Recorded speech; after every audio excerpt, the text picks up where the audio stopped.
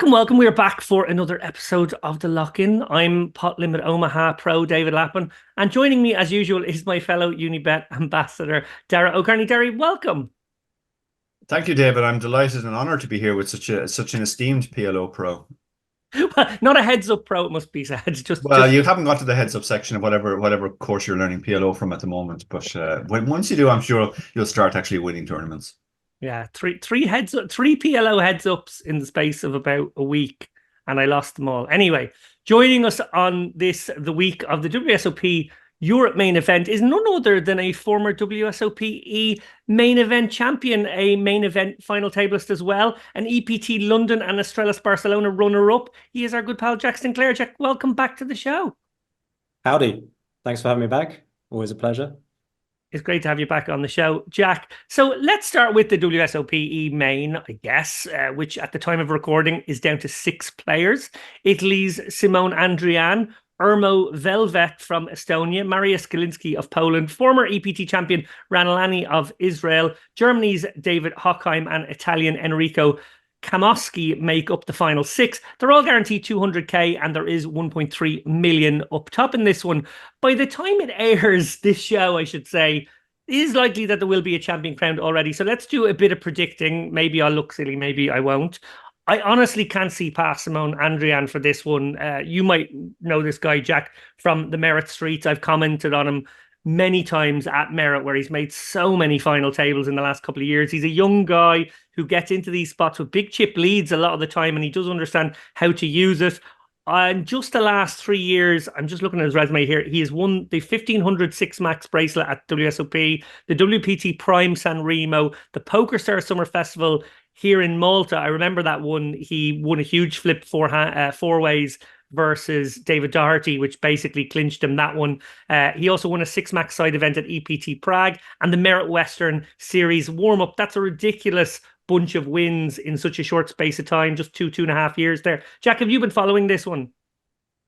Not in any great detail, but yeah, I know Simona and I know Enrico. I don't think I know any of the other players on the final table. Just the Italians. Yeah, but obviously he's pretty sick heater to have won, what was that, 6 tournaments in 2 years or something, which is pretty improbable. And he's a huge chip leader, right? Now, I think. So yeah, obviously you would be foolish to bet against him at even money. But yeah, I really can't say I know that much about his game. I've played with him a few times. He seems competent, but I can't really say I have any specific read on him at all. So I assume he's going to play well if he's doing that well, and otherwise he'd have to be insanely lucky, but that is also possible. Well, there we go, Derek. Competent. That's high praise indeed from Jack Sinclair. do you want to make a prediction about this one? Yeah, I was just about to say that for people who are unaware with Sinclair speak, competent is as good as it gets. Like we're all varying degrees of dreadful in Jack's world. So it's quite the compliment. I mean, to be honest, I haven't really been following it. So if you say this guy's on a heater and he's a massive chip leader, I'm certainly not going to predict anybody else is going to win. That would just seem pretty dumb. But yeah, I have to admit I know nothing about it or this particular player either. I just haven't been following it. It seems to me like the WSOP has sort of slipped back in value. I mean, they used to get really high quality fields and produce great winners like Jack, for example. But there just doesn't seem to be the same hype or buzz around it anymore. Yeah, it really peaked around 2018. I think that was well, speaking of peaking around 2018 and speaking of people on a heater, Jack, you actually came on the chip race at very late notice, I remember, after your win in the WSOP Europe main back in 2018. It marked the first time that Dara hit someone with the somewhat depressing F. Scott Fitzgerald story about careers peaking too early. He has unloaded that one, by the way, on a couple of other guests since. You obviously did have tremendous success right away in the game of poker. How easy or hard has it been to motivate yourself since that extraordinary breakout year? Motivation is not something that's that difficult, I think, in poker, especially if you're a live player. Like you just go to the stop and then you play it. Like sometimes it's difficult to pick where to go, but pretty much FOMO does most of the work in terms of motivating you to keep playing. Like I'm not playing anywhere right now, which obviously is a bit unusual considering the World Series of Poker Europe is happening now, and I think the EPT Cyprus starts today or tomorrow or yesterday.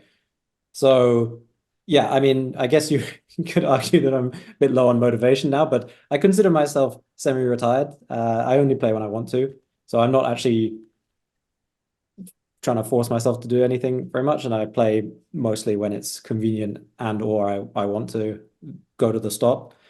But at least for the last, I don't know, 5, 6 years since winning WSP Europe, you know, I've played a pretty consistent volume of live stops, and you know, really the motivation is now is just to win something again, because it's been a lot of near misses since then, and really would like to get my hands on a trophy again, you know, at some point before I completely quit.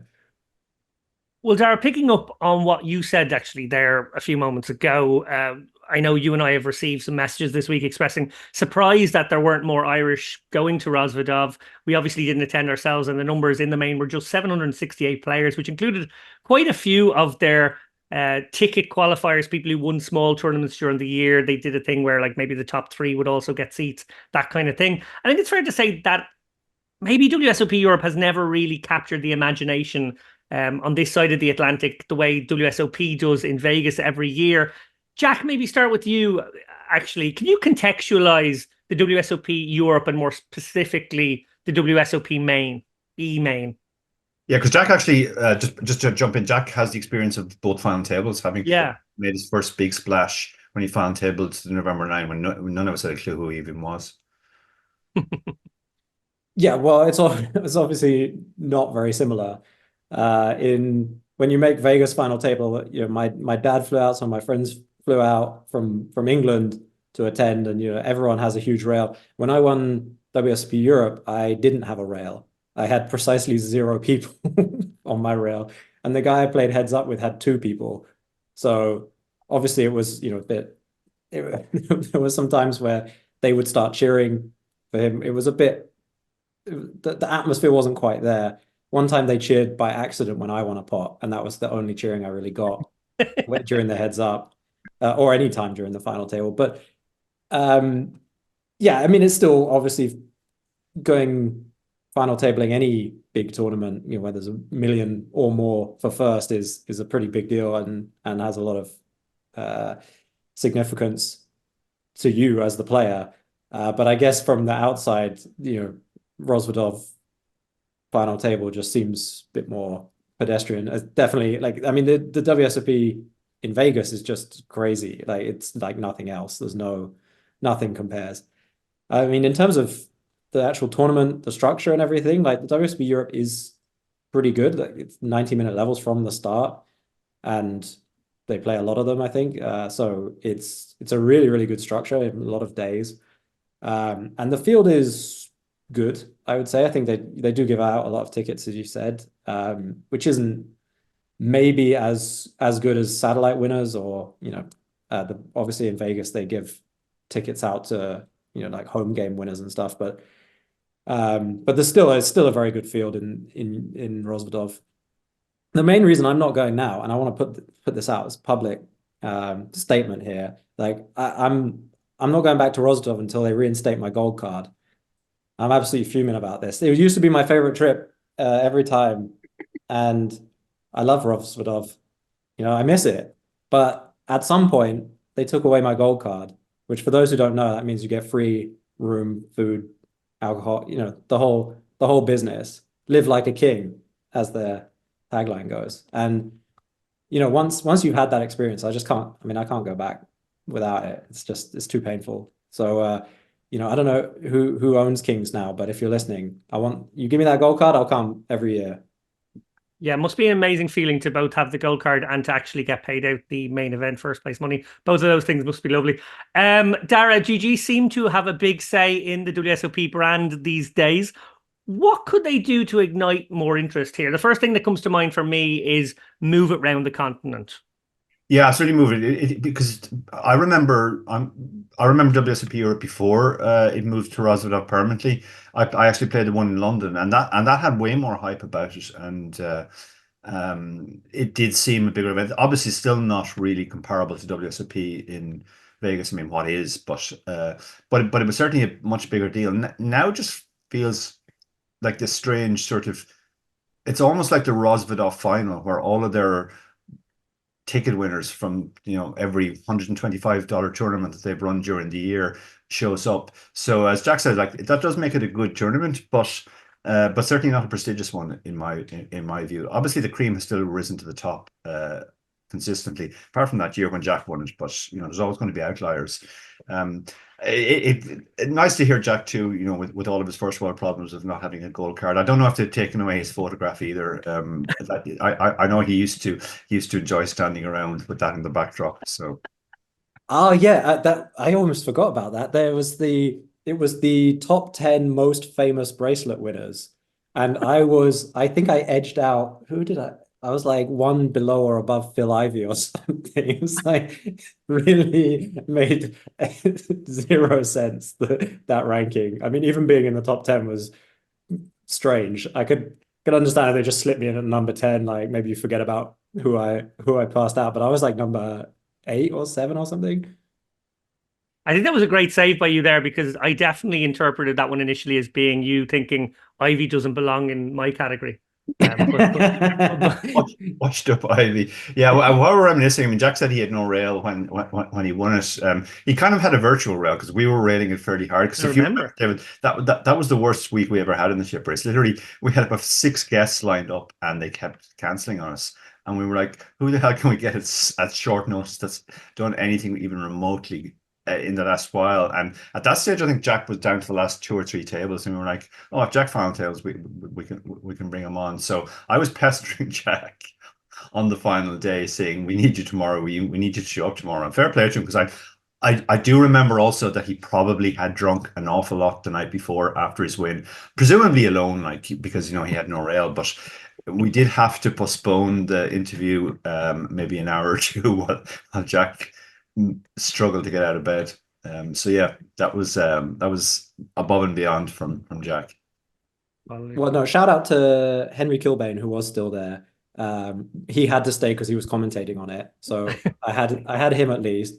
And Michael Mrakesh, who couldn't be bothered to rail because he was too busy playing a $500 I think Omaha freeze out or something. Maybe it was even less than that. I can't remember, but I was yeah. I asked him to come be in a winner's photo. He's like, "No, I can't miss any hands." So that was priorities. Yeah. Well, look, from the WSOPE, obviously it's not been the only big festival in recent weeks. A few weeks ago we had the EPT in Barcelona, and then the Poker Masters was over in Vegas, and the upcoming EPT Cyprus, as you mentioned, Jack, I think it has just started today. There is lots of money and lots of titles to be won at these, but also lots of GPI rankings points, and we don't often give too much love to the GPI, so I want to do a little segment on that now. Don't know if GPI rankings is something that pricks your interest, but currently sitting at the top of the 2024 rankings, and he's been there for a record equaling now 20 weeks in a row, is future Chip Race guest Jesse Lonis. I just booked him there today, so look out for that on a future show. He's held on to top spot now thanks to 3 top 10 finishes in Barcelona, not far behind either him and former Chip Race guests Adrian, Mateos and Mike Watson. Actually, about 70 points separates them all as far as I know. Lonis is a relatively new kid on the block, and he plays a brand of what he's happy to call street poker, claiming to be more of a field-based player than theory. Players like these are fewer and farther between, it seems, these days in a poker world that's more dominated by studied theory players. Dara, what do you make of Lonis's meteoric rise?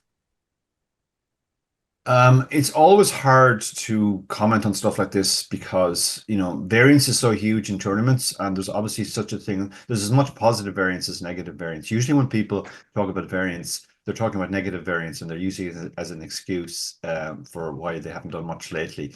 But there are people with huge positive variance, and we've all known over the course of our careers guys who've flown really high and appear to be playing a very different style from everybody else, but then they disappear when variance stops being their friend.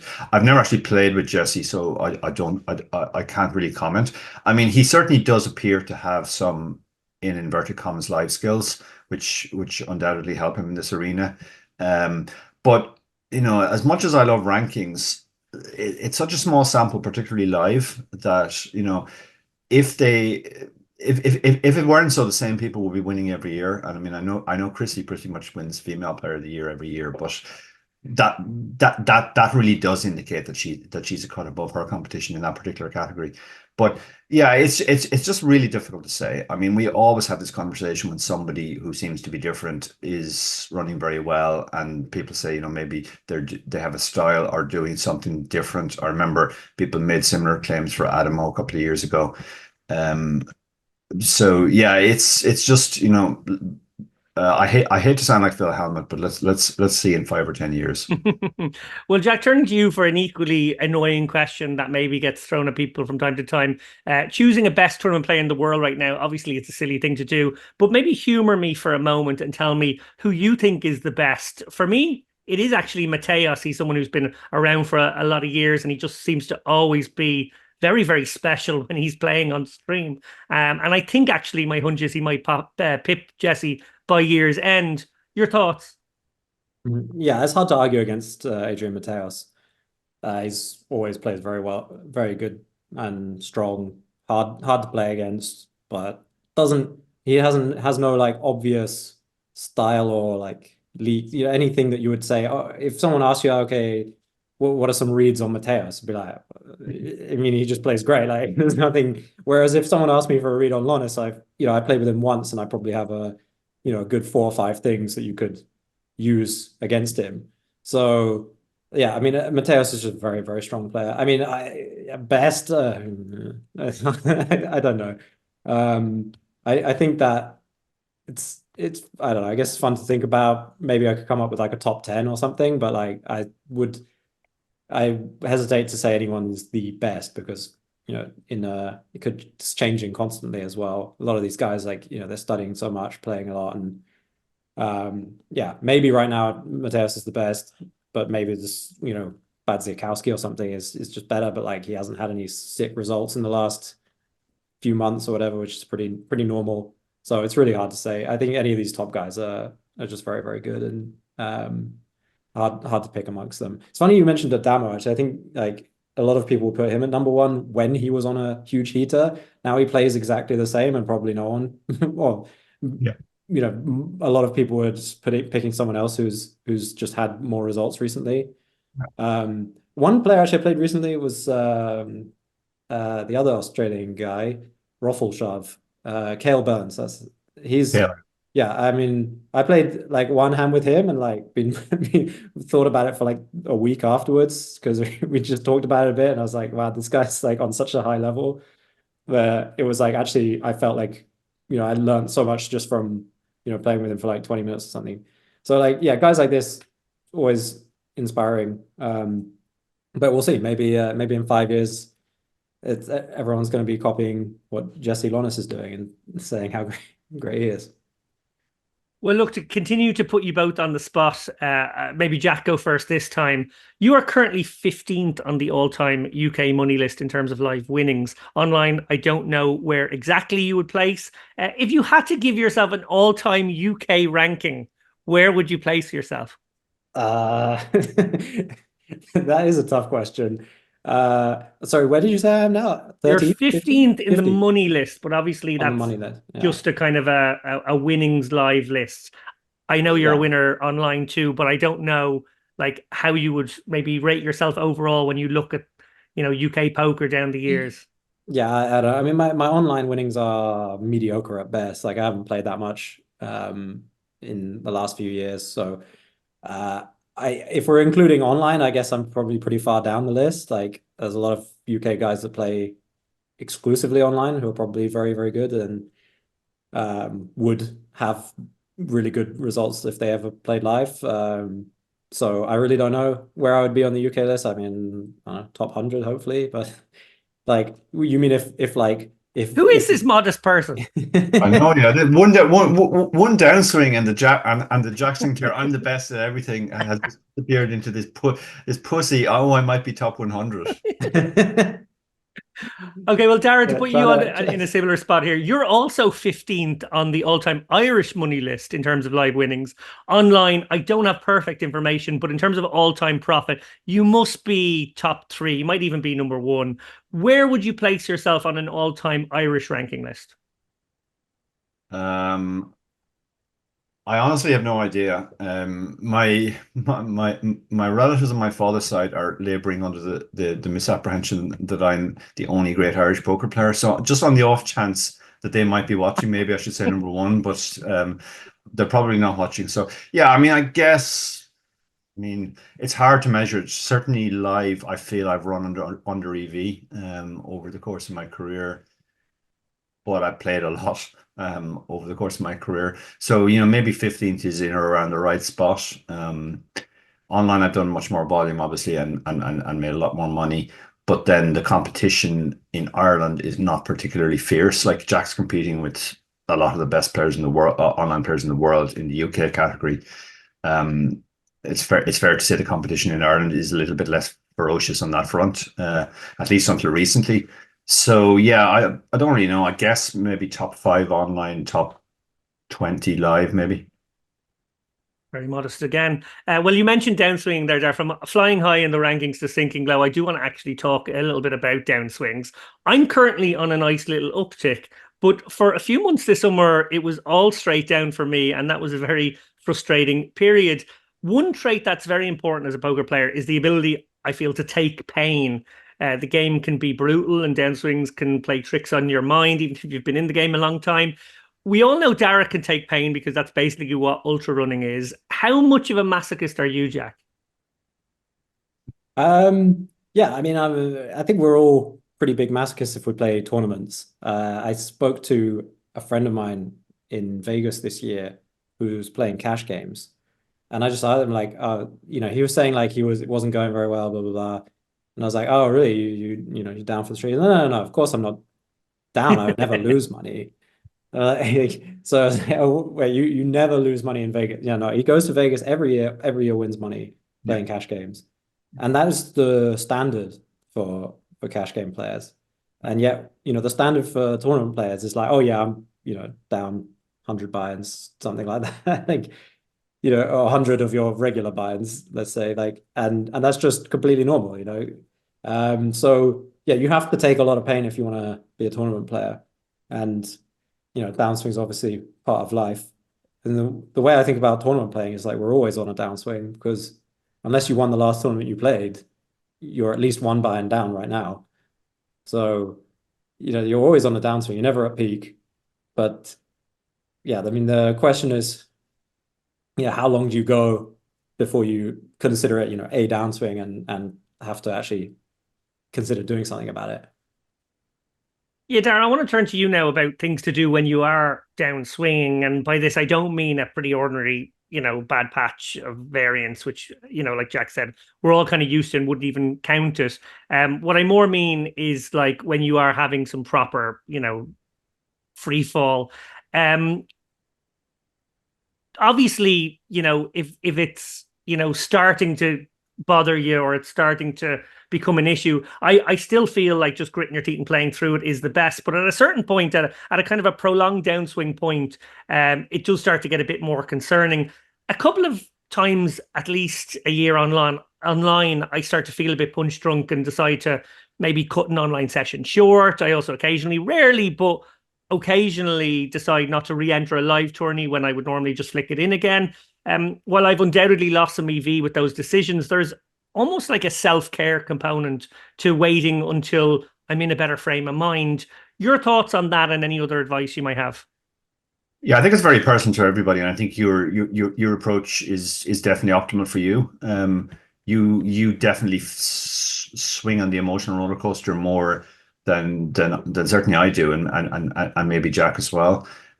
My instinct always when I'm in a downswing is just to keep going harder, and remind myself that I've been here lots of times before and I've always come through it.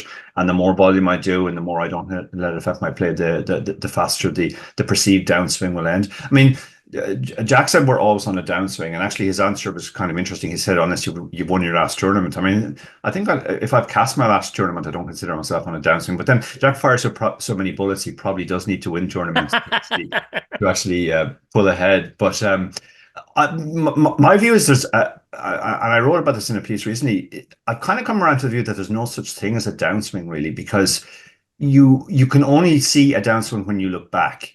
Okay, I break my last 10 tournaments and there's nothing. But at the time you were going through that, you didn't know that you were going to break your last tournaments. When you break the first one, you didn't know you were going to break your second one or your third one or your fourth one, etc., etc. You should always be looking forward in poker, or at least staying in the present and not thinking about the past. I think even just thinking about something like downswing can be bad for you. I spoke about this recently in Barcelona too, when our good friend Willie Elliott kept asking me whether I was up or down for the trip, and my answer was like, I honestly don't know, and I don't care. I don't want to think about that type of stuff. It's just too short a sample. You shouldn't really be thinking, because I've seen it affect people adversely in both directions. When they're on a downswing, they sort of like stop playing because they want the pain to stop, and when they're on an upswing, they stop playing because they want to go off and celebrate or do other stuff. So yeah, it's a very boring answer, but I just don't really think about downswings at all. I think they're probably. I mean, I don't even find them that particularly difficult to deal with, because if they're happening online, well, I'm just at home and I get up every day and I still want to play and I go and play. And as I said, I don't really think about what the recent results are. I don't track. I used to, at the start of my career, have a spreadsheet and I put in all my account balances at the end and I see whether it was going up or down. But I'm far too lazy to do that these days, so I don't even do that. And certainly when you're playing live, like exactly like Jack said, when you're at a live event, you're just there, you're showing up and you're just playing. So that's kind of what I'm thinking about, rather than whether I break my last 3 or 4 tournaments. Well, Jack, back to you Sorry. on this. Like, as one of the game's, I suppose, legendary sunrunners is how I might put it. Can you relate to even the idea of downswinging at all? And can you relate to the emotional turmoil that it can bring on occasion? Well, yeah, I mean, I want to talk quickly about what Dara just said, because it was quite interesting. The idea of like not even being aware of downswings is like ignoring them so much. It's a typical viewpoint of someone that is very overrolled for their games. It sounds like Dara's Rich playing. person problems. Yeah, I mean, that sounds like Dara's playing stakes that are so low that like you could go on a really, really prolonged downswing and it won't affect your life in any way, which is a good thing. But I think probably if someone's watching this hoping for some sort of advice and and they're in some soul-crushing downswing when they're worried they're gonna have to mortgage their house or something, then probably not the most useful advice to just say like, just grind it out and keep going. I think that sort of points to a direction of a pretty common sense solution, which is to drop stakes to the point where they no longer matter. Like, and as dumb as it will feel, like that's gonna, as long as it's something that's at least somewhat worth playing and keep going, then like, get your confidence back, keep in the ring, so to speak.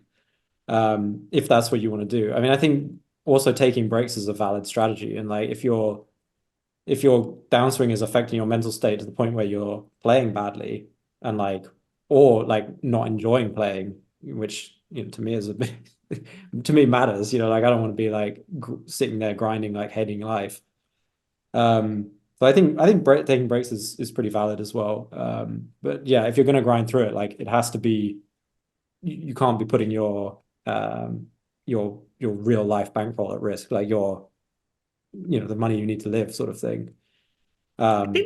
I think that's really nice advice, but I also heard in that an almost a dare to Dara to go play the Triton circuit all the time. Is that right? Yeah, that makes sense. Like you should be playing some stakes that like at least will give you the chance to move you to like a much higher level, right? You should shot take in spots where you can actually really increase your life EV by having a big score, right? Like if you're always playing tournaments where like the top prize just doesn't change anything, and losing 100 in a row also doesn't change anything, like you're never going to have that one score that takes you into the stratosphere. But having said that, like nowadays, like there's so many steps and huge playouts for tiny binds and stuff, I think you can pretty much like keep playing very low and still have those opportunities. But like I think it makes sense to occasionally, play some higher stuff and go for a big win. I've completely forgotten the question you actually asked me.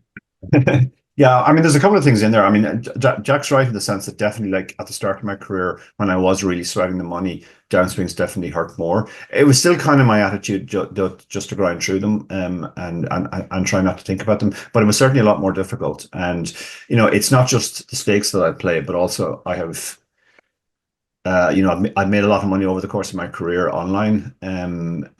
So that kind of acts as a buffer as well. And then I obviously have other income streams these days as well. So I'm definitely, I'm not sweating the money in any real sense, but like I don't want to either. I mean, I don't want to risk losing everything that I've spent 15 years building up slowly on a couple of shots at a Triton. Also, I think you have to bear in mind, I'm definitely not typical. Most guys are like Jack. They started at a young age. They could pretty much swing for the fences, and if it didn't go to plan, that was fine. I started in my 40s. I was supporting a family already. The idea of like going bust and having to tell my family, okay, we're going to have to move out of the house now and go live. That definitely wasn't very appealing to me. And to be honest, still isn't appealing. Even at this stage, like I think losing it all when you're 20 or 25 is fine because you can just rebuild again. Losing it all as you move into your 60s and going to have to tell your wife that sorry, but we lost the house because Jack told me to play a few Tritons. Hey, I never said you should play Tritons. that was never. It was implied, Jack. It was definitely implied. That was inference. That was completely unfounded. I was suggesting you play like a 1K on your own roll or something, like like a soft 1K somewhere, like not or like EPT main, just sell a little bit. Like I'm not saying just run 500K in a Triton series. Yeah, I think you might be. I mean, I know every time you run into me, I'm probably jumping into some Nike 100 Turbo, but I did actually play the last EPT main completely on my own roll. Didn't sell a single piece, and I do routinely play 1Ks, but yeah, no desire to really go 25K or 50K level. Mm-hmm. Yeah. But like, yeah, I also like 500s and 1Ks online, I guess would be the other way for you to shot take. But yeah, I mean, all of these things are playable with satellites, which I believe you're kind of okay at. So like that might help you quite a lot. But anyway, this isn't like a personal coaching session for you, Dara. I'm thinking about the guys out there, they tuned in, they want to hear some real advice. And I do have one last piece of advice for the downswing bros, which is to get coaching. Like if you're in a big downswing, like 1 hour of coaching could just like completely change everything. Because if you show someone, get like a real piece of you playing, best way in my opinion is to record screen of you playing, so you can't like hide anything. Like for an hour, get someone to watch it, and like they'll tell you if you're downswinging because you're unlucky or you're just bad. And like that's the most important piece of information that you can get when you're on a downswing. It's like, am I actually making more? Am I playing bad or am I just running super bad? So that's my last thought on the downswing subject. No, that is great advice, and I think probably best to leave it there before Matteo Carney takes out a hit on you, Jack. Look, the best advice I can give is to focus on the things that you can control. I suppose that's just sort of there in what you've both been saying.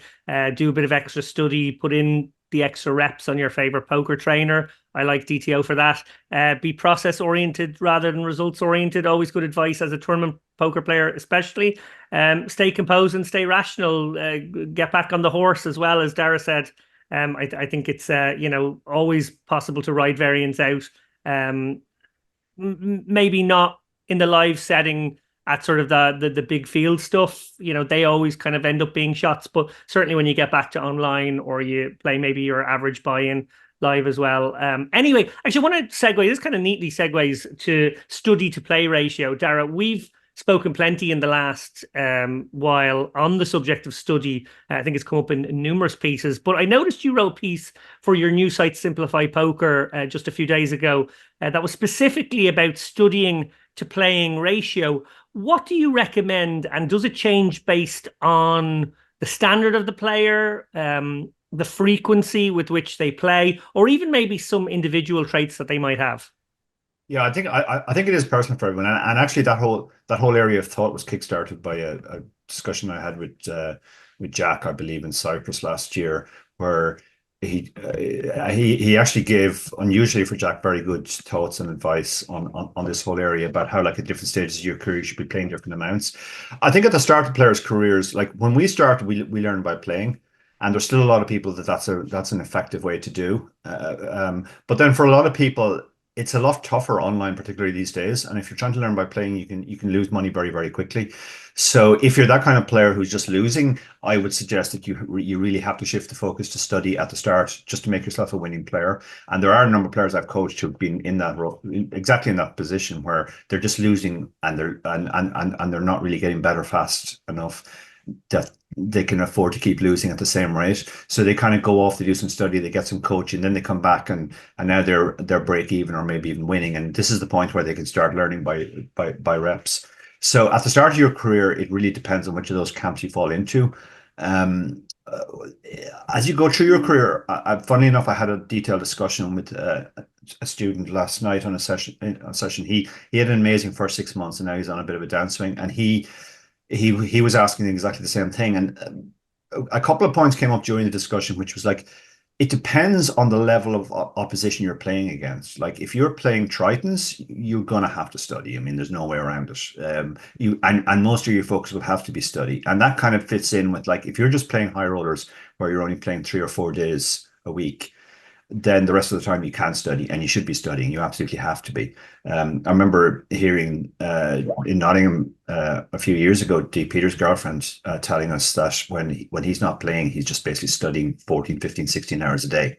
And he only plays 3 or 4 days a month, typically, the high roller circuit, or at least that was the case at the time. So for those guys, they have to do 80-20. But if you're playing very soft live field tournaments like we are doing, then the equation is slightly different, because we could study really, really hard and maybe it only adds 2 or 3% to our ROI, and all the time that we're spending studying, we could be playing these soft 1Ks where maybe our expectation is already very high. So I think for that type of player, it makes sense maybe for it to be 80% play, 20% study. But at the same time, you do want to keep some amount of studying, because Powell once said that all political careers end in failure, typically a lost election. Most poker careers end when you're just not a winning player anymore, and it takes you a while to realize it, and you have to lose a bunch of money before you do realize it, or maybe all your money, and then that just puts you out of the game. So you want to kind of get ahead of that.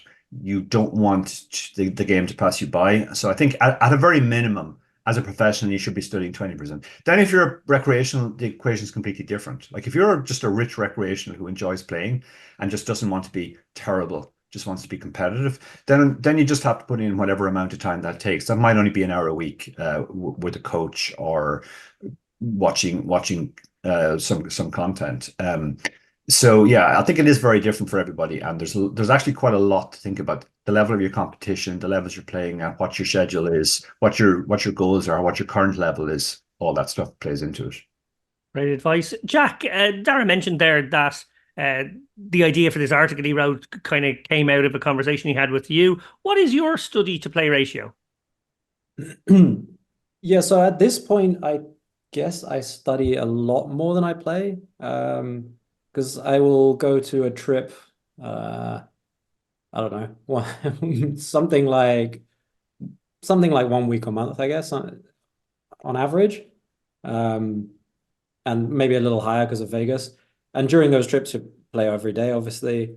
But in between trips, I will study most days. So the ratio is pretty high in favor of studying. And my general thought on this, to begin with, the reason I said that you should mostly play at the start and mostly study, or the ratio should increase in favor of studying as you continue, is more to do with just how you'll be able to process the studying. And in my opinion, if you're a complete beginner, it's impossible to become a winning player through study alone. Like I would argue, or near impossible. Like it's something akin to trying to learn how to swim by watching videos on on how to swim, like instructions. Like you can have all the knowledge of the different ways of doing it, but if you're not actually in the pool, you're not going to learn to swim. But of course, once you've been in the pool a bit and you can keep your head up and swim about a bit, maybe with a little instruction at the time, you're already going to be beating the lowest stakes at that point. Like the equivalent of beating like 1 cent, 2 cent online is like being able to keep your head above water in swimming. Maybe this is a bad analogy because I think you actually do need to be taught how to swim at some point when you first get in. I'm not sure if you pick that up naturally, but anyway, point is like I think that as a beginner you have to just get time in playing, because otherwise your brain won't learn the patterns of the game in a way where you can like then add the study to it. So in other words, like if I tell my wife, like, oh yeah, on ace high rainbow boards you should see about this, frequency or whatever, she's not gonna like have a sort of framework of playing to put that into action, and the next time that comes up, by that time she'll have forgotten about it. Whereas if you played for 1,000 to 5,000, 10,000 hours, like I can see something very specific about very niche part of the game, and I'm gonna remember it the next time it comes up because I already have that experience of being in those situations. So yeah, that's my opinion on studying. Like, if you're at an elite level, like you could probably just study for like 2-3 months without ever playing a hand and then be much better. But if you're a beginner, you can study 2-3 months and like most of the stuff you studied, it's just going to fall out of your brain and you won't remember any of it, or very little of it. So I think as you're improving at poker, like obviously I think that the important thing is just not to go into like a study cave if you're a beginner.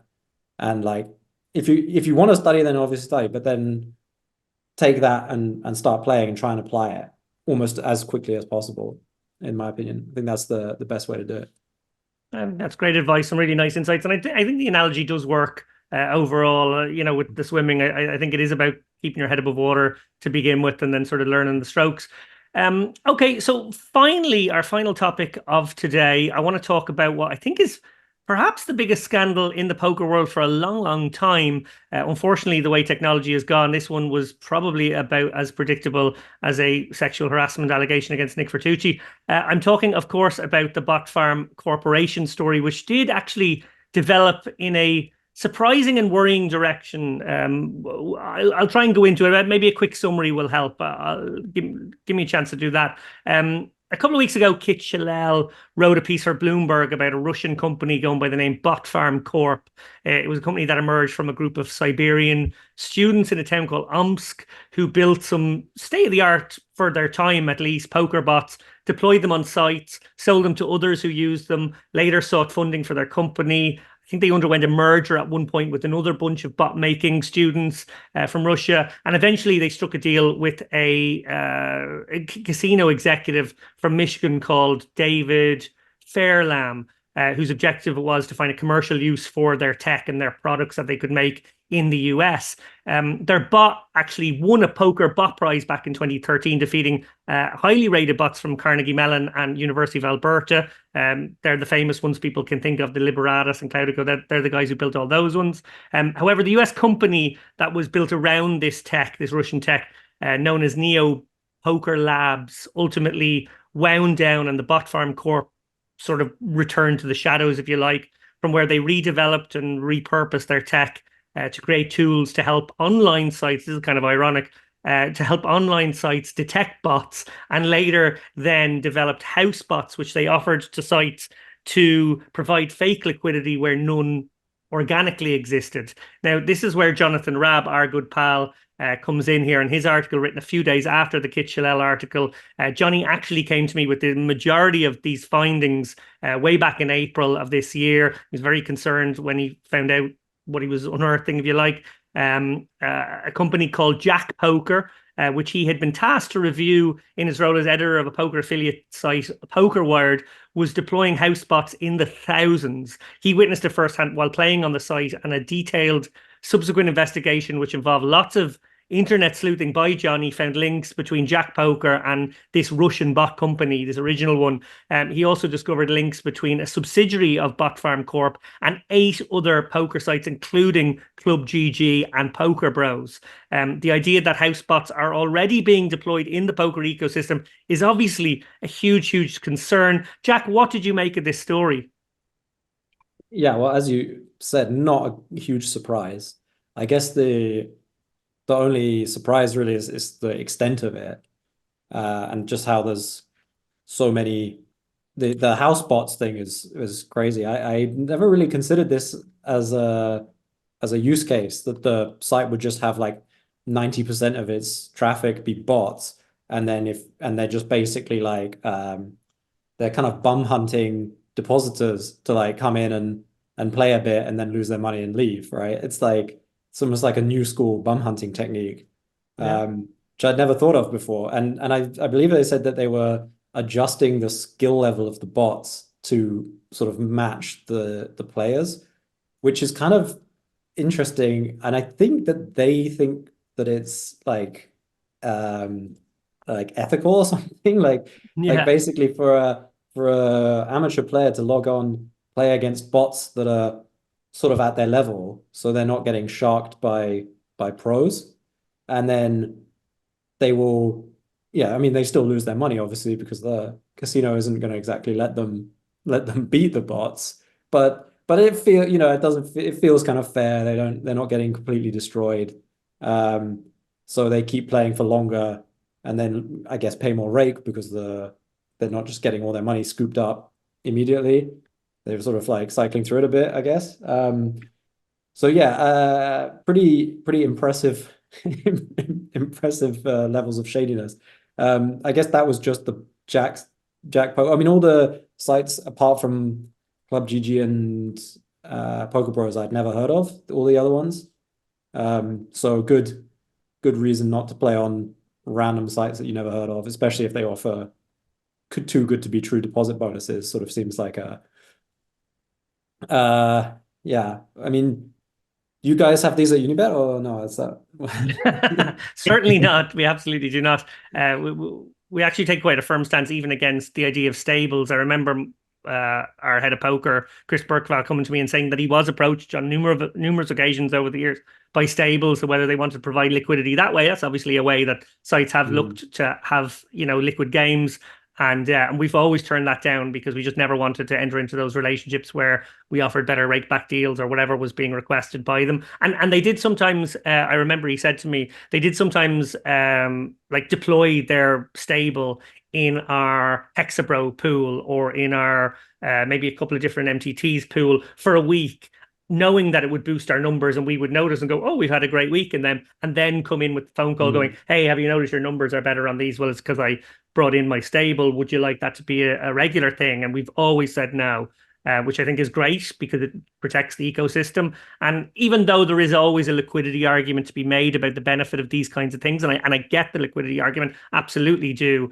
When it's not organic like that, and then I think can lead to kind of dependent relationships on those things, and obviously with these bots it's taking it another step further, removing the middleman completely, if you will. Dara, it seems to me like the grift goes something like this. Players are fooled into thinking that a site's actually a vibrant place with juicy prize pools and the prospect of overlays, where in fact they're being pitted against these bots versus whom they've basically got no chance because they've been designed to give them no chance. The bots are actually tailored to their skill levels, which, like Jack alluded to, they're industry people, and there are a few of them out there say is better because you're not playing against real people, so you'll lose your money more gradually perhaps and get more fun out of your deposit, thus encouraging more redeposits.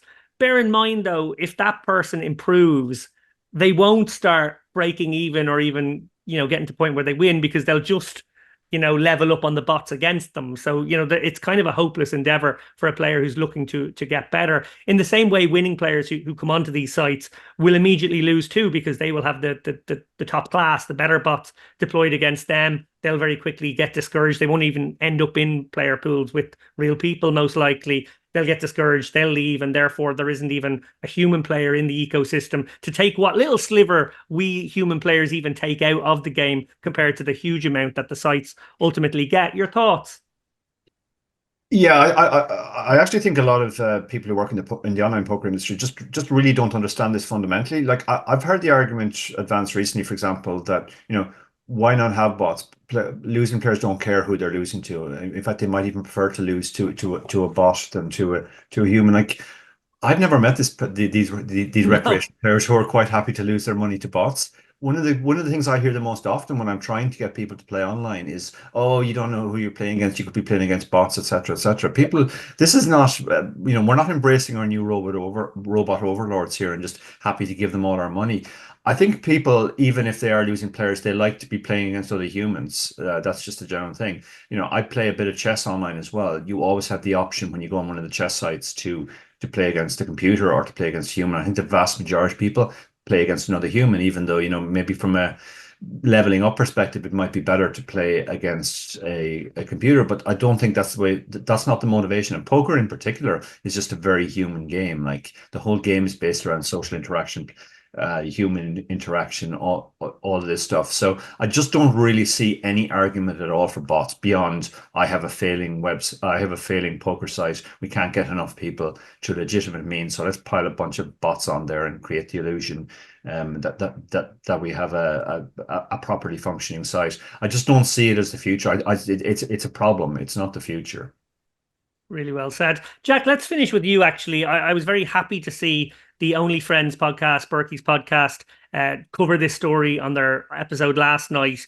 And I actually did chime in at one point via the chat to sort of point out something that I think was being missed in their conversation, although it was a good conversation. Jesse Sylvia was their guest, and he was very good on the show. And it was basically revolved around the idea of trust. Like, I think a big problem with all of this is that the incentives are all wrong now from the house's point of view. Usually in poker, they provide an RNG, likely gets verified by eCogra or whoever, and they just get the rake and they get the reg fees, and then it doesn't matter, just let the chips fall where they may. Players will win pots and lose pots. It's so vital, though, I think, in our game, the idea that if you lose, if you get two outed, for example, that a person won your money. Like that happened just psychologically, the way so many poker players are wired. It's going to be very hard, I think, for poker players to accept that an RNG is legit, even if it is legit with a company who actually profit from their in-house bots, right?